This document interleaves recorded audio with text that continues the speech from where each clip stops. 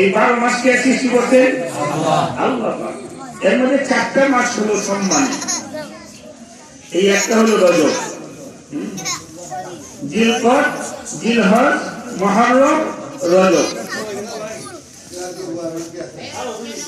আল্লাহ, এই রজব মাসের আজকে 16 তারিখ দিয়ে 17 তারিখে রজনী চলতেছে। রজব মাসও একটা গুরুত্বপূর্ণ মাস।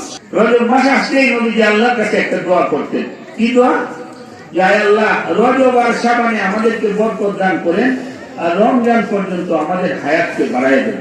সবাই বলি আল্লাহুম্মা আমিন। আমরা যারা আজকে হাজির হয়েছি, আছে না নাই? আমরা প্রশ্ন করি যে ভাই নামাজটা কি ঠিক মতো করেন? মাঝে মধ্যে নামাজ কেউ করে, তার চেয়ে কি কোরআনে হাফেজ হওয়ার সম্ভাবনা বেশি না কম? তার নিজে আমলের পরিবর্তন আনতে হবে না? আমি যে মাদ্রাসায় ছাত্র ভর্তি করছি, আমার তো আমলটা সুন্দর হইতে হবে, আল্লাহর কাছে পছন্দনীয় হইতে হবে। কারণ আপনার ছেলের মাথায় যখন পাগড়ি দিবে, সম্মানের পাগড়ি, আপনার মাথায় আল্লাহ পাক পাগড়ি দান করবেন।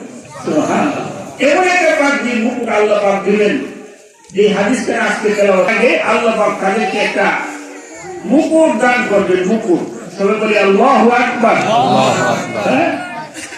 হাসরের ময়দান আলোকিত হয়ে যাবে, সমস্ত দুনিয়া কোটিবার ব্যস্তেও এই মুকুটের দাম হবে না। সুবহানাল্লাহ বলেন।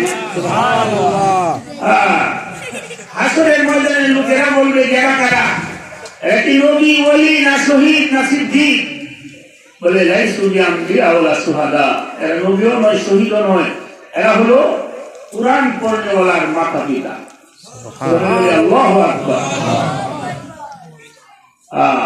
এমন মুকুট হাসরের ময়দানে লাভ করার নিয়ত আমাদের আছে না নাই? আছে।